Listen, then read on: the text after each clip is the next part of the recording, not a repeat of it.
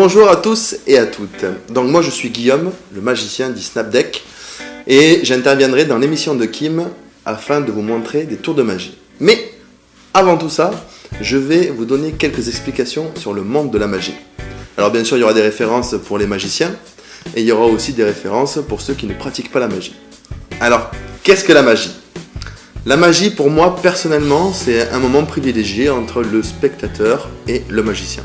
Voilà, où le magicien va effectuer quelque chose d'impossible devant les yeux du spectateur et le faire passer par tout un tas d'émotions. Alors la magie, ce n'est ni ça, et encore moins ça. Et si vous pensez que la vraie magie existe, franchement, vous mettez le FP dans l'œil. Non, on vous prend pour des colombes. Non, la magie pour moi, c'est ça, et encore ça. Quoique pour le dernier, c'est pas trop ça quand même, parce que quand vous entendez un magicien, alors je conteste en rien que Tamaris c'est un maître dans la magie des cartes, ça c'est sûr et certain. Mais ce que j'aime bien à la fin d'un tour, c'est encore avoir le sens de l'ouïe, parce que là vous avez vu la photo, mais en vrai, je vous le refais. Je suis pas un très bon imitateur, mais je peux vous le faire. Tout mélange, tu coupes,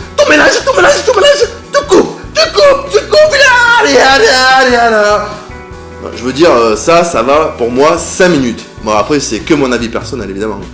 Alors, en deux, je vais vous donner les différentes disciplines en magie. Par catégorie, nous avons les méga illusions, et ça c'est du lourd. Nous avons les grandes illusions, nous avons la magie de salon, et nous avons le close-up. Ensuite, nous avons les arts annexes. Je vais vous les citer un par un. Le premier, le mentalisme.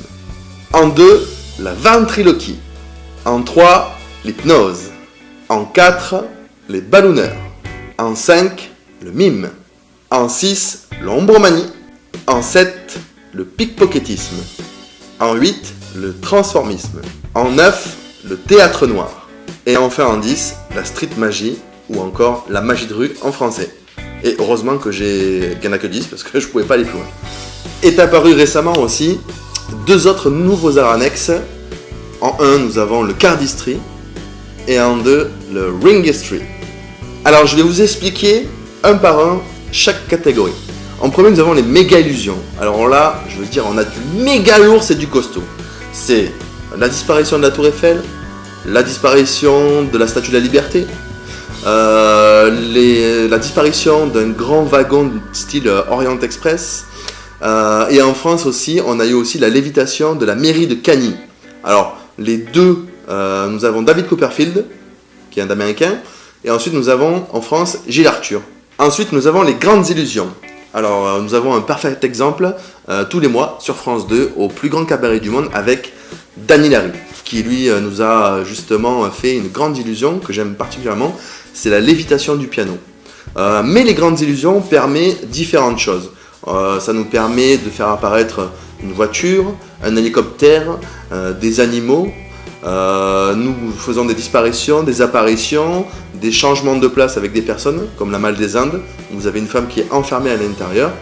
L'homme est dessus, il tire le drap, il redescend, et c'est la femme qui est au-dessus, et le magicien qui est dans le coffre. Ensuite, nous avons la magie de salon. Alors la magie de salon, c'est le parfait exemple d'intermédiaire entre la magie de scène et le close-up, donc la magie rapprochée. Ça dure pas très longtemps, ça dure entre 30 et 45 minutes. Ça se passe sur scène avec pas de gros matériel et ça demande souvent la participation du public. Le close-up. Alors le close-up, qu'est-ce que c'est ? En anglais, ça veut dire gros plan. Donc c'est ce qu'on utilise dans les restaurants. Ça veut dire aussi magie rapprochée ou micro-magie. Et les magiciens qui utilisent cette spécialité se retrouvent souvent dans les restaurants. Et il y a un terme pour ça qui s'appelle le table hopping. Donc on appelle ça nous en français le table à table. Ils interviennent aussi dans les bars, les cocktails, les anniversaires et aussi les mariages. Le mentalisme. Alors là, le mentalisme, c'est un art qui va se juger sur les performances, sur le thème de l'étrange et les facultés mentales. Alors nous en avons un, le number one pour moi, celui qui est au-dessus de tout le monde, c'est l'anglais Darren Brown. Ensuite, en France, on a Serge Arcan, qui est malheureusement est décédé, mais qui nous a laissé 2 magnifiques DVD sur le sujet du mentalisme. Ensuite, nous avons aussi Victor Vincent. On a aussi Julien Loza.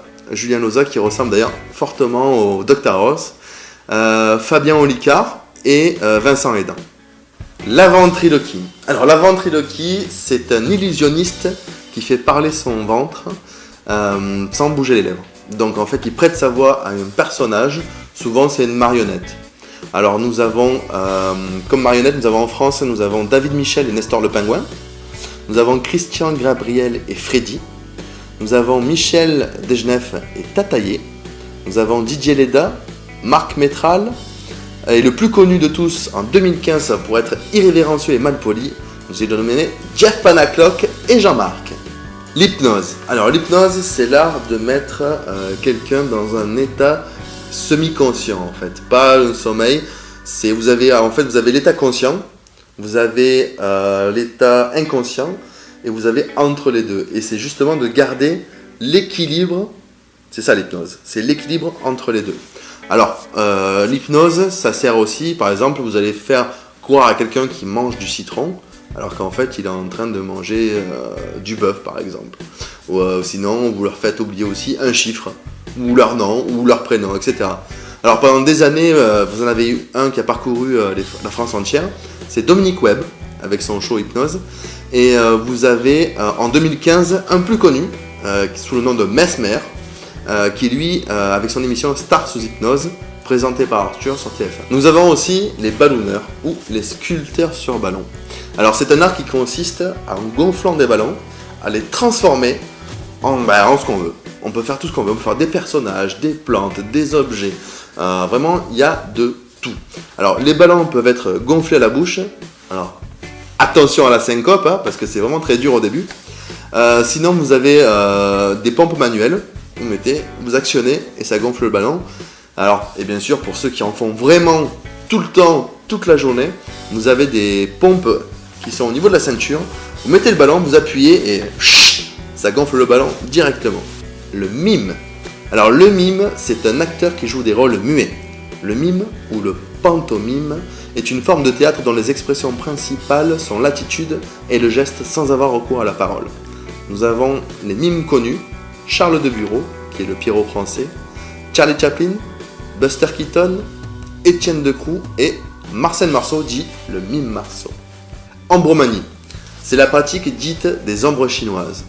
En fait, ça consiste à placer ses mains devant un faisceau lumineux, comme ceci pour faire l'hirondelle, avec une projection sur grand écran. Le pickpocketisme. Alors ça, c'est une pratique qui permet de subtiliser à quelqu'un son portefeuille, sa montre, ses lunettes, etc. Donc attention à le faire dans le cadre d'un show, hein, évidemment. Si vous faites ça par vous-même et pour vous, vous risquez et la prison et une grosse amende. Voilà. Alors pour un show, vous ferez monter un spectateur sur scène et vous lui subtiliserez tout ce qu'il a sur lui. Et n'oubliez pas, hein, vous lui rendrez toujours ses affaires à la fin. Le transformisme. Ça a été désigné l'art de changer le plus rapidement possible de vêtements en un laps de temps très court. Donc ce qu'on appelle en anglais le quick change. En France, nous avons Arturo Brachetti, le plus connu. Si vous ne savez pas qui c'est celui qui a la barbichette de la fouine, mais sur la tête. Le théâtre noir. Alors le théâtre noir, comme il y a pas mal de références, je me suis fait une petite note. Donc je vais vous la lire. Le théâtre noir, né dans les années 50, le théâtre noir repose sur un mélange de théâtre traditionnel, de comédie musicale, de ballet et de pantomime.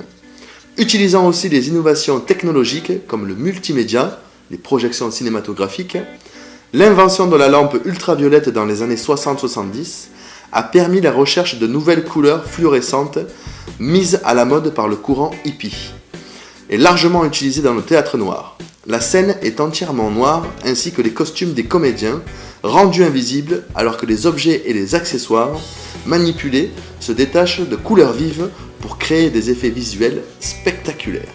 La street magie ou la magie de rue.